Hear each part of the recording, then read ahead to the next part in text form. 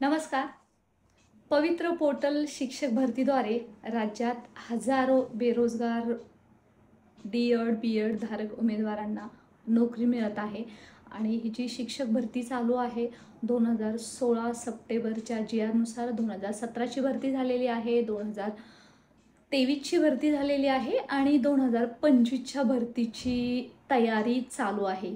ह्याच धर्तीवरती उमेदवारांना बरेचसे प्रश्न भेडसावत आहे आणि त्याच संदर्भात या तिन्ही भरतीवरती थोडा प्रकाशझोत या व्हिडिओमध्ये टाकला जाणार आहे. मी ॲडव्होकेट प्राध्यापक बालू शामाणे शिक्षकांच्या हक्कासाठी आणि सन्मानासाठी लढत आहे आणि आपल्या सर्वांचे असेच आशीर्वाद सोबत आहेत आणि त्याच्यामुळे न्याय मिळवून देण्याचा नक्कीच प्रयत्न करत आहेत.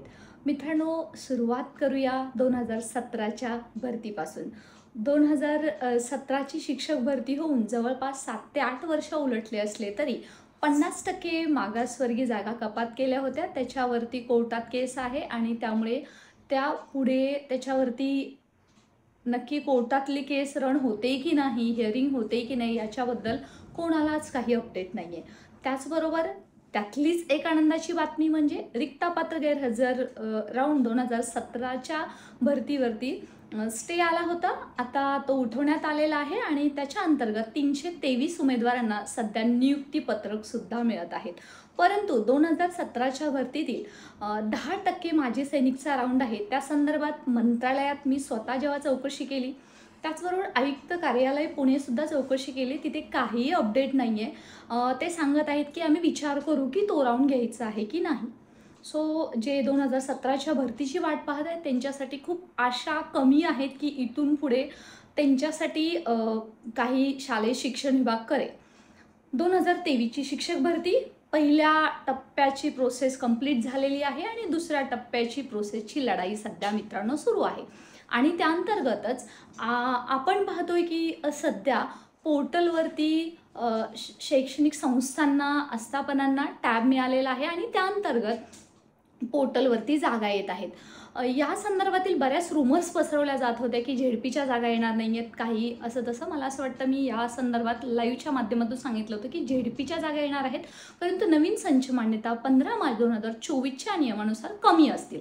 त्याचबरोबर अजून एक सुखद बातमी म्हणजे 2 जिल्हे जे आदिवासी बहुल जिल्हे होते त्या संदर्भात रायगड आणि पालघर या संदर्भातील पाठपुरावा जेव्हा मी मंत्रालयात करत आहे, त्या जागा कधी येतील तर त्यांनासुद्धा पेसा क्षेत्रातील जे 8 जिल्हे आहेत तिथल्या जागा पोर्टलला देता येत नव्हत्या या जिल्ह्यांना शिक्षक भरतीसाठी.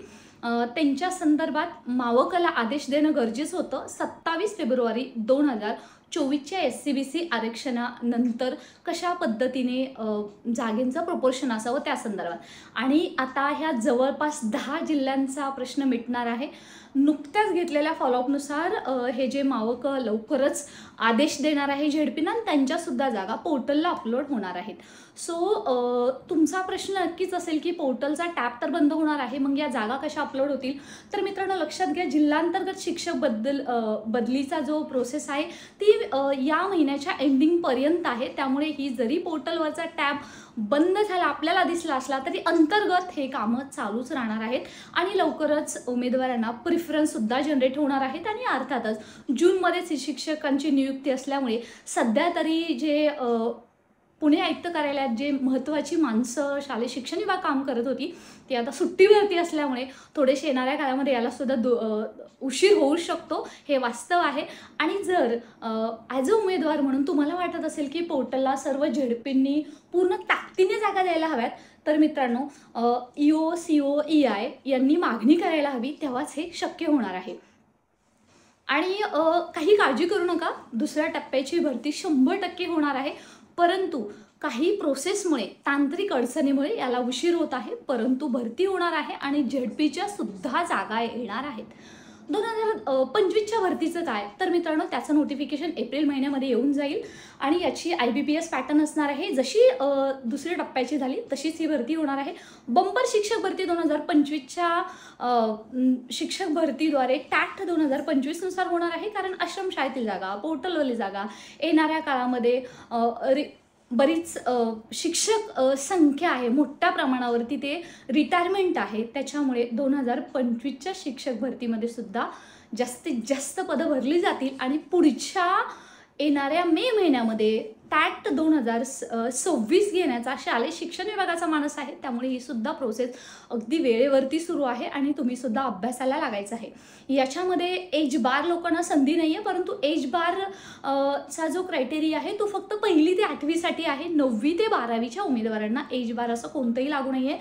पवित्र पोर्टल 2025च्या शिक्षक भरती टॅटनुसार जे ओपन कॅटेगरीचे उमेदवार आहेत त्यांचा एज क्रायटेरिया आहे 38 इयर आणि जे रिझर्व्ह कॅटेगरीचे उमेदवार आहेत, आरक्षित कॅटेगरीचे उमेदवार आहेत त्यांना आहेत 43 आणि स्पेशल एज्युकेटर आहेत त्यांना आहे 45. त्याचबरोबर ही जी 2025ची शिक्षक भरती आहे ती जिल्हावाईज शिक्षक भरती होण्याचा मानस आहे.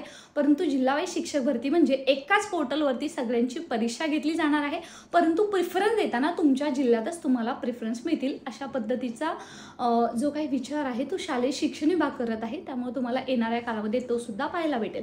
आणि याच्यामध्ये जो महत्त्वाचा मुद्दा राहतो, जे अपियर आहे ज्यांचा आता टाइम टेबल आलेला आहे परंतु त्यांना 2025च्या टॅटसाठी बसायचं आहे, त्यांचं काय? त्याच्यामध्ये BEd, MAd, MPEd, DEd, CTT असे उमेदवार आहेत. त्यांनी परीक्षेचे फॉर्म्स भरलेले आहेत आणि परीक्षा फक्त बाकी आहेत, तर मग त्यांना संधी मिळेल का? मित्रांनो, याच्यासाठी मी स्वतः प्रयत्न करत आहे, परंतु सध्या तरी कोणताही पॉझिटिव्ह रिप्लाय आलेला नाही. ज्या दिवशी नोटिफिकेशन येईल त्या दिवसानंतरच क्वालिफिकेशन ग्राह्य धरलं जाणार आहे. परंतु यांना संधी मिळण्यासाठी आपण प्रयत्न करतोय. तुमच्या सहकार्याची सुद्धा अपेक्षा आहे आणि ही जी गोष्ट आहे ती शालेय शिक्षण विभागाच्या निदर्शनास आणून देणं गरजेचं आहे. परंतु या कारणासाठी परीक्षा पुढे ढकलणं हे कोणत्याही स्थितीमध्ये शालेय शिक्षण विभागाला परवडणारे नाही आहे किंवा असेच उमेदवार आहेत ते एज बारच्या उंबरठ्यावर आहेत, त्यांना सुद्धा हा अन्याय होतोय. त्यामुळे जर यांना संधी दिली तर यांचा सुद्धा प्रश्न मिटणार आहे.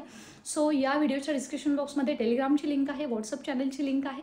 फटाफट जॉईन करा जेणेकरून तुम्हाला अपडेट मिळत राहतील. आणि हो, सर्वात महत्त्वाचं, शिक्षकांचे प्रश्न हे कधी सुटतच नाही आहेत. जसं शिक्षण सेवक आहे, ज्यांचं 3 वर्ष शिक्षण सेवक बाकीच्या व्यवस्थापनावरती झालेलं आहे, त्यांना पे फिक्सेशनमध्ये शिक्षण सेवक नाही देता डायरेक्ट शाळेत शिक्षक म्हणून नियुक्ती द्यायला हवी, असे बरेच प्रश्न सोडवताना नाकीदम येतोय. कारण जेव्हा शिक्षक भरतीच्या तुम्ही प्रोसेसमध्ये याल तेव्हा तुमच्या लक्षात येईल की असा एकही प्रश्न नाही, तो सुटत नाही आहे.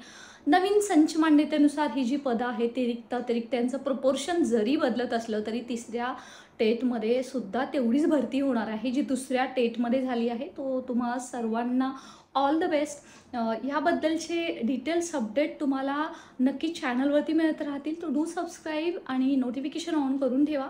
सर्वात महत्त्वाचं या संदर्भातील महत्त्वपूर्ण अपडेट मंगळवारी कॅबिनेट मंत्रालयातून घेण्यात येणार आहे. त्या संदर्भात सुद्धा लाईव्ह येऊन तुम्हाला याबद्दलची माहिती नक्की देण्यात येईल. So stay connected. Thanks for watching आणि नमस्कार.